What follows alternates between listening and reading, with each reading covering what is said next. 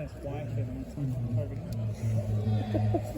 Tegra, how are you settling in these first couple of games? I mean, I feel good. Challenging myself every day to improve. Challenging the D-line to help me improve. Challenging the coaches. Coaches are challenging me, pushing me every single day to get better. There's something different about stepping onto the field and actually being a starter. I guess what hit you when you took the field for your first offensive series against Akron? I mean, it was definitely a little bit like angst into it, but I mean, after you get that first hit, right back to high school almost. Yep. Tegra, what in particular do you think you've done well through 2 weeks, and what are you trying to get better at, or things that you saw in film that maybe you need to do better? I mean, I just try to go hard every single play. I try to put my best on the field for the guy in front of me and for the guy watching me the next week. So I try to go hard. And what I've been trying to improve is just, there's always something to improve, whether that's hands, whether that's technique, whether that's feet, things like that.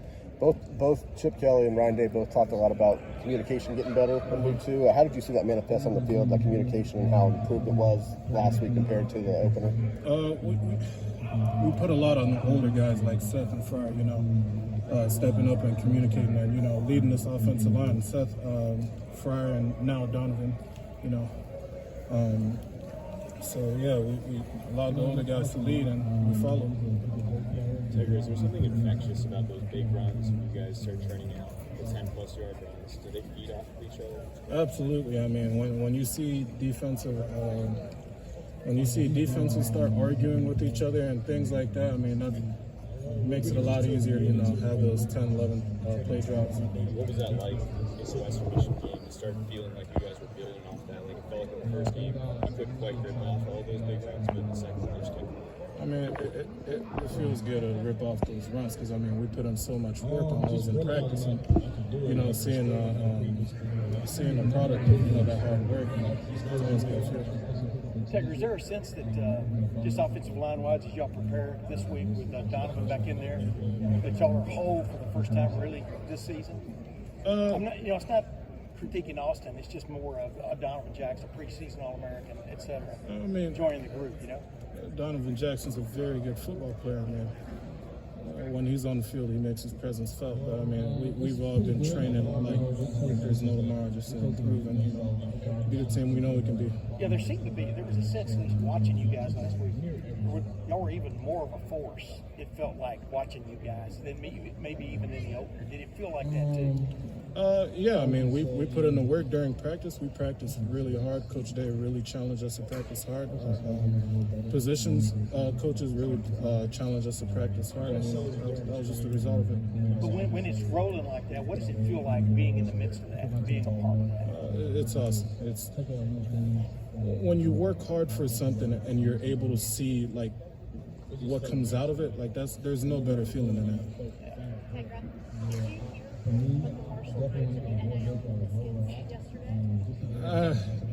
If so, could anybody sway you? Nah, I mean, that was really funny to see. Maybe a franchise. Tegra, what has Seth been brought to you guys for the first 2 games? What's it been like playing next to him for the last 2? He's really calm in the storm. Like, you never see real panic, and having a guy like that next to you when you haven't really played as many meaningful snaps. I mean, there's no one else I'd rather have to my left and to my right of me. With Fryer and Seth. Those guys, they do so much for this offensive line and for me specifically. People have talked about his intelligence really kind of showing up in the film room and on the field. Where have you noticed that intelligence, and how has that helped you? Yeah, like I said, in crunch time, when things aren't exactly looking like how we practice it, having a guy like that, we'll slow down, we'll do this, and then we go and we execute it. Having a guy like that, there's nothing better than that.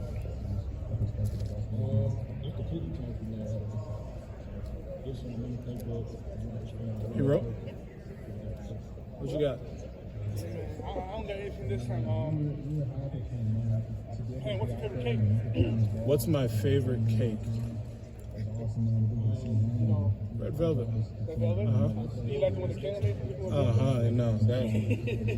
I almost came back a couple times to get some more. Tegra, looking at Marshall, they got a couple guys on the defensive front that have Big Ten bodies. You know? Absolutely. I mean, what do you see when you look at their tape and see 15, 7, a couple of those guys are pretty big size guys? Yeah, those guys, they're real players. They're real players. You can tell they're coached well. You can tell they go hard. You know, they're real players over there. We've been practicing to the best of our ability to respect that and prepare for that. I mean, you see they beat Virginia Tech last year, Notre Dame the year before. They're capable of playing with the big conference teams. They play good ball over there, and their defense plays hard. They challenge teams. Sometimes they might be overlooked, and they still challenge teams. You can tell they come out there with the mentality like no matter who's in front of us, we're going to go hard.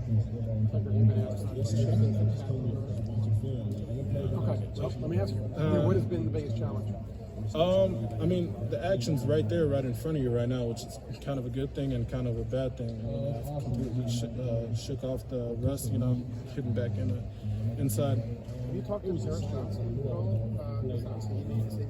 Yeah, I mean, I hear from Paris every once in a while, trying not to bother him too much, but no, it's always good to hear from a guy like that, guys like DeJuan, even Matt Jones returning back.